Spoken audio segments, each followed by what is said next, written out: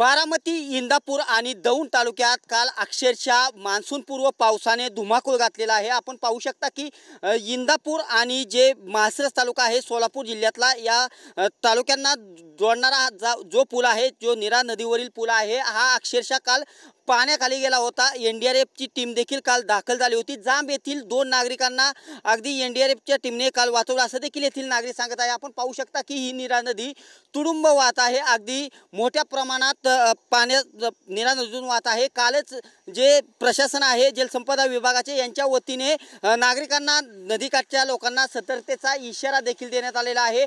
पावसाने काल मोठ्या प्रमाणात धुमाकूळ घातला होता। अतिशय मोठ्या प्रमाणात पाऊस झाला आणि जे नीराकाठची गाव आहेत येथील लोकांना, विशेषतः माळशिरस तालुक्या आणि इंदापूर तालुक्यामधील जे कुरवली आणि कुरबावी या गावांना जोडणारा जो नीरा नदीवरील पूल आहे, येथे मोठ्या प्रमाणात पुलावरून देखील नीरा नदीवरील पाणी गेलं आणि साहजिकच या गावांना, दोन्ही गावांना जोडणारा मार्ग तुटला आणि साहजिकच मोठ्या प्रमाणात लोक देखील अडकले होते आणि एनडीआरएफच्या टीमने मोठ्या प्रमाणात शर्थीचे प्रयत्न करून काल जाममधील 2 नागरिकांना वाचवलं आहे। एकंदरीत नीरा नदीमधील जे माळशिरस तालुका असेल किंवा इंदापूर तालुक्यातील नागरिक आपल्यासोबत आहे। काल कशा पद्धतीचा पाऊस होता, कसं भीतीचं वातावरण निर्माण झालं होतं? का जवळपास 3 दिवस झालं कंटिन्यू पाऊस पडतोय, त्याच्यामुळं परिसरात पाणी साठलं भरपूर। ते सगळे पाणी नदीला आले, गोड्याचं, नाल्यांचं, संपूर्ण भावनगरपासून बारामती ह्या संपूर्ण परिसरात पाणी इकडे आलं आणि त्याच्यामुळे हे पूर परिस्थिती निर्माण झाली। त्यामुळे लोकांना जाणे येणे संपूर्ण मार्ग बंद होते कालची।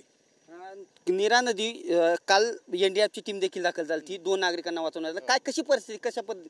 काल परिस्थिती तशी बघायला गेलं तर भयानक होती, कारण पाऊसच तेवढा झालेला होता। जांबत 2 नागरिक रिक्षा झालेला आहेत, त्यांना बी काढलेला आहे त्यांना।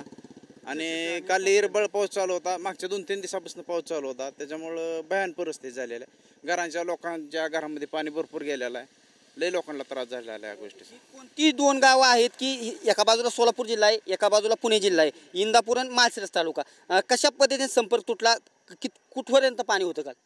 पाणी भरपूरच होतं ना काल,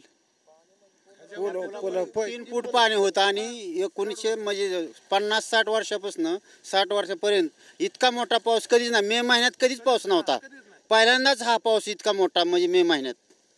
आम्हाला नुकसान काय झाले नक्की? नुकसान आमच्या घरातनी पाणी गेलेलं आहे, पिकं वाहून गेले, ते शेतीचं फार नुकसान, खरडून गेलेलं आहे शेती आणि शेताचं इतकं संस्कार बेकार झाला आहे। संसार म्हणजे उद्ध्वस्त झाला आहे त्यांचा आता नदीच्याकडेच्या सर्व लोकांच्या। नदीच्याकडे जे आहे ते मोटरा हे सगळं गेलं। नदीच्या कडेचे शेती पिके असतील, मोटरा असतील, अशा अनेक नुकसान झालेलं आहे। काका काय सांगाल, ही पाणी आता आपल्या मागे चाललेलं आहे, नीरा नदी वाहत आहे, दोन्ही गावचा संपर्क तुटला आहे।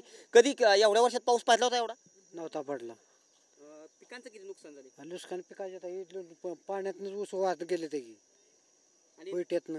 नागरिक काय काल अडचणीत होते कसे काय? अहो काय मोटर हे काय राहिले ते यात आता, अगदी जीव वाचवण्याच्या शर्थीचा प्रयत्न काल चालू होते। जागेवर थांबलेले लोक होते, आता लाईनला किती माणसं त्या गाड्या, मोठ्या गाड्या सुद्धा उभा राहिले ते। नक्कीच नीरा नदीवरील हा पूल आहे, सोलापूर जिल्हा आणि पुणे जिल्ह्याला जोडणारा हा पूल। इंदापूरवरून माळशिरस तालुक्यात हा पूल जातो आणि साहजिकच काल मोठ्या प्रमाणात पाऊस झाला। नदीकाठच्या किनाऱ्यात लोकांना सतर्कतेचा इशारा दिला।